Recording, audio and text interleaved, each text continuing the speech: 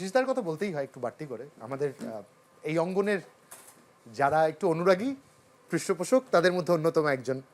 আপনাদের সাথে কিভাবে পরিচয় হোক এটা একটু জানতে চাই। ফিডব্যাকের সাথে কিভাবে ডাক্তার আশিসের পরিচয় হয়েছে এটা একটু আগে আমরা শুনি, তারপরে পরের গল্পে যাব।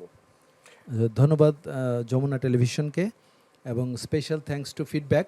আমার মানে অত্যন্ত পছন্দের একটি ব্যান্ড। মানে আমি ডাক্তার যদিও, কিন্তু আমি মিউজিক ইন্ডাস্ট্রির সব প্রোগ্রামগুলিতে থাকি এবং এটা আমি ক্রেডিট দিব বাবু ভাই, লাবু ভাই, টন্টি ভাই, আমার ছোট ভাই রায়হান, যার সঙ্গে আমি চিটাঙের ভাষায় কথা বলি।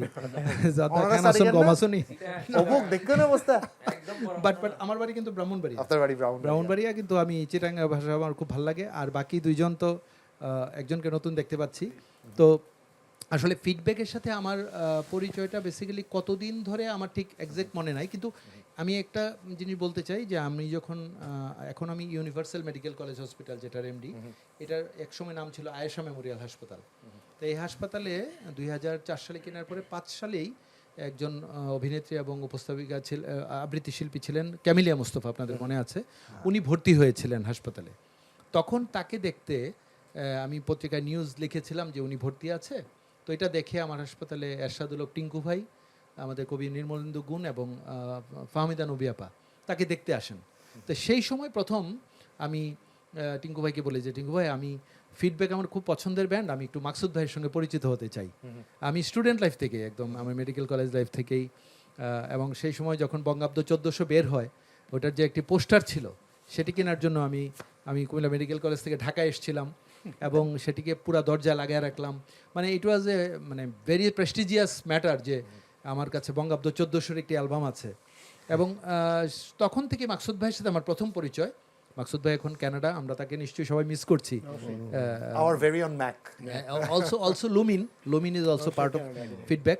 তো আসলে সেই সময় থেকেই পরবর্তীতে ফিডব্যাকের সাথে আমার পরিচয়। যেহেতু আমি ডাক্তার, আমার এটা সৌভাগ্য আসলে যে কোনো শিল্পীদের, এবং আপনি শুনলে খুশি হবেন বা জানেন আপনি যে ইউনিভার্সাল মেডিকেল কলেজ হাসপাতাল একটি শিল্পী বান্ধব হাসপাতাল। এবং আমি এখানে বলতে চাই যে বাবু ভাই একবার অসুস্থ হয়ে পড়েছিলেন গুরুতর, এবং আমার হাসপাতালে এই মধ্যরাতে আমরা প্রাইমারি পিসিআই করেছিলাম। এই জন্যই আমি সবাইকে বলি যে he is the living legend of the country right now, আমি বলতে চাই। তার জন্য একটা স্পেশাল ক্ল্যাপ আমি চাই। যে এবং যে কথাটি নকিব ভাই বলে গেছেন, হামিন ভাই বলে গেছেন এবং ফেরদৌস বাপ্পি ভাইও বলে গেছেন যে বাবু ভাইয়ের মতো এত হাম্বল মানুষ, আমরা অনেক সময় রেগে যাই, কন্ট্রোল করতে পারি না, কিন্তু বাবু ভাইকে আমি যখন কোথাও পরিচয় করাই দিই, হি ডিজার্ভ ইট, যে উনি living legend of the country in music industry. কিন্তু উনি এত বিনয়ের সাথে বিষয়টাকে করেন। তো এবং মানে লাবু ভাইয়েরও প্রত্যেকের সাথে আমার আসলে একটা সুখে অসুখের সম্পর্ক।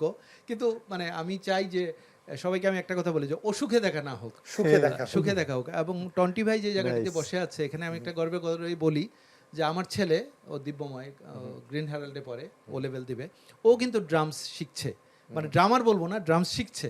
এবং সেটাও ফিডব্যাকের যে আগের ড্রামার ছিল মন্টু ভাই ওর শিক্ষক। তো আমি বিশ্বাস করি যে মিউজিকের সাথে যুক্ত থাকে সে কখনো অন্যায় করতে পারে না। এই জন্যই আমার ছেলেকে মিউজিকের সাথে যুক্ত রাখা। আর যমুনা টেলিভিশনকে স্পেশাল থ্যাঙ্কস, যমুনার নিমন্ত্রণে আমি আসতে পেরেছি, আমি খুবই, এবং আমি তো Zubair is so sharp anchor, মানে আমি তো মুগ্ধ ওর উপস্থাপনায়। আপনি আমাকে অনেক বেশি স্নেহ করেন, এটা আমি পাবলিকলি স্বীকার করলাম আর কি। Thank you, same here. এবং আমি যেটা বলতে চাই যে মানে feedback is a generation band. আমি বলবো ফিডব্যাক সম্পর্কে আমার বক্তব্য হচ্ছে ফিডব্যাক একটা জেনারেশন ব্যান্ড। কারণ সেই 77 থেকে শুরু করে আমাদের সেলিম হায়দার ভাই ছিলেন, তারপর কাউসার আহমেদ চৌধুরী গান লিখেছেন, তারপর হচ্ছে আমাদের মাকসুদ ভাই ছিলেন, তার পরবর্তীতে লুমিন এসছে, তারপর রায়হান এসছে, মাঝখানে আরও 2-1 জন এসছে। মানে কিন্তু আমাদের বাবু ভাই এবং লাবু ভাই কিন্তু স্টিল ইয়াং, মানে আমরা টিকে গেছি। এইটা মানে এই জন্যই মানে জেনারেশন পরিবর্তন হয়েছে। কিন্তু এবং ফিডব্যাক সম্পর্কে যে কথাটি বলতে চাই, একটু আগেও আলোচনা হয়েছে যে ফিডব্যাকের যে অনবদ্য সৃষ্টি মেলায় যায় রে, এটি ছাড়া কিন্তু বাংলাদেশের বা বাঙালির যে অসাম্প্রদায়িক উৎসব পহেলা বৈশাখ, সেটির অপূর্ণ রয়ে যায়। একটা সুতরাং আপনার অনুমতি দিলে একটা সাহস করতে চাই, করব প্লিজ। অনেকগুলো গান লাগে না, একটা সৃষ্টি লাগে, যে একটা সৃষ্টি কাউকে অমর করে দেয়, ফিডব্যাককে অমর করে রাখবে। যতদিন বাংলাদেশ নামটি থাকবে, বাংলাদেশ নামক রাষ্ট্রটি থাকবে, আমাদের এই উৎসবটি থাকবে, অসাম্প্রদায়িক উৎসব, যেটা আমার বড় ভাই বললেন, মেলায় যায়, এই গানটি চিরদিন আমাদের মনে বাজবে। কোনো কোনো ধরনের ষড়যন্ত্র এটার সাথে সম্ভব না। আমাদের স্বকীয়তার সাথে তো ষড়যন্ত্র চলে না, অটোমেটিক সকাল থেকেই বাজতে থাকে গানটি। সো এটি একটি অনেক বড় বিষয়। এবং আমি যেটা বলতে চাই যে আমি খুব সৌভাগ্যবান মনে করি, আমি বাম্বা, এবং আপনি শুনলে খুশি হবেন যে বাম্বা, বাংলাদেশ মিউজিক্যাল ব্যান্ড অ্যাসোসিয়েশনের সাথে এবং সিঙ্গার্স অ্যাসোসিয়েশন অফ বাংলাদেশ সহ বাংলাদেশের সকল কালচারাল যে বডিগুলি, সবার সাথে কিন্তু অলমোস্ট ইউনিভার্সাল মেডিকেল কলেজের একটি দ্বিপাক্ষিক স্বাস্থ্য চুক্তি রয়েছে।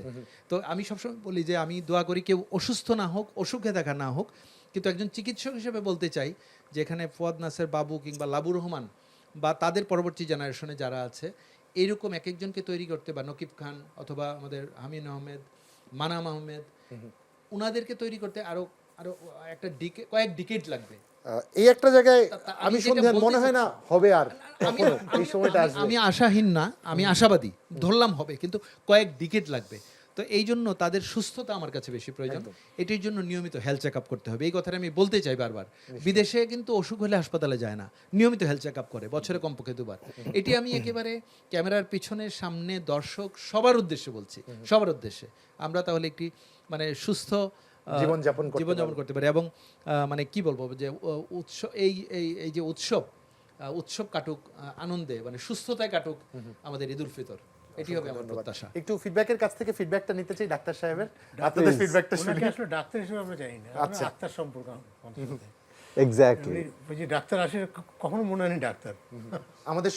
আমাদের প্রায় অনেকের স্বস্তির জায়গা, প্রায় সবার স্বস্তির জায়গা, অনেকের বললে ভুল হবে।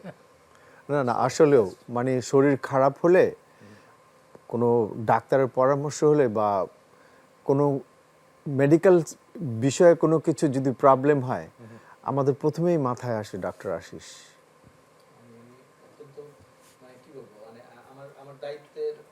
আমার দায়িত্বটা আরো বেড়ে গেল আর কি, আস্থার জায়গা।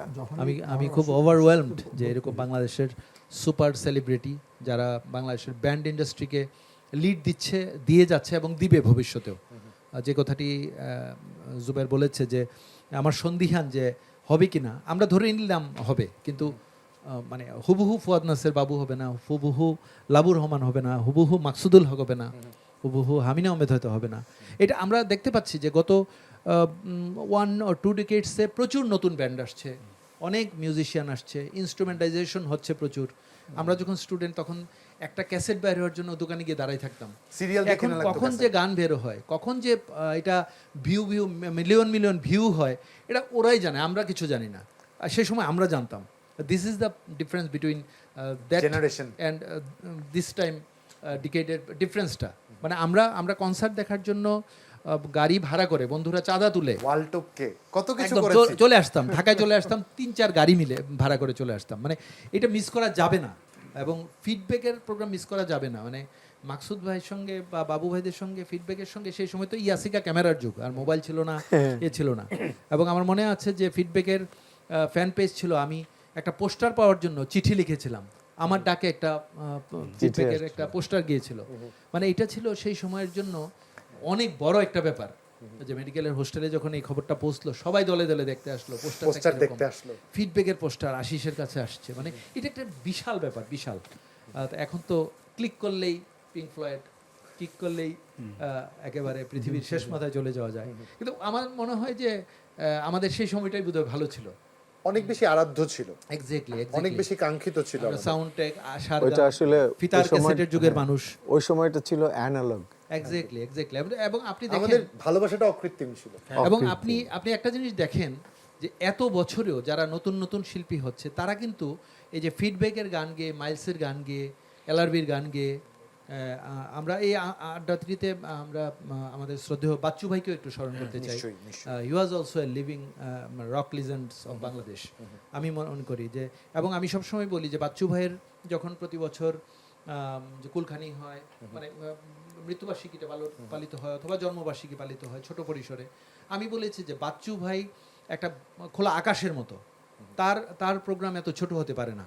এবং আমি চন্দনা ভাবিকে কয়েকবারই বলেছি যে বাচ্চু ভাইয়ের নামে একটা মিউজিক অ্যাওয়ার্ড হওয়া উচিত, যে আইয়ুব বাচ্চু মিউজিক অ্যাওয়ার্ড। তাহলে বাচ্চু ভাইয়ের বেঁচে থাকবে কোটি প্রাণে বলে আমার মনে হয়। ডাক্তার আশিস, অসংখ্য ধন্যবাদ। আপনি শুধু একজন চিকিৎসকই নন, আমাদের সংস্কৃতি অনুরাগী, আমাদের আস্থার জায়গা। আজকে ঈদের এই উদযাপনে, ফিডব্যাকের উদযাপনে আপনাকে পেয়েছি, আমার জন্য অনেক বড় একটা প্রাপ্তি। ভালো থাকবেন আপনি। আমার জন্য অনেক বড় প্রাপ্তি ফিডব্যাকের মতো এত বড় একটি ব্যান্ডের, যেখানে সব সুপারস্টাররা বন্ধু হিসেবে এসছে, আমার মতো একজন ক্ষুদ্র আশিস এই জায়গায় স্থান পেয়েছি। আমি অত্যন্ত কৃতজ্ঞ। যমুনা টেলিভিশনকে আবারও উপরে ধন্যবাদ। সৃষ্টিকর্তার মাঝে হচ্ছে জীবনের এবং মৃত্যুর পার্থক্যকারী ডাক্তার আশিস, অসংখ্য ধন্যবাদ আপনাকে।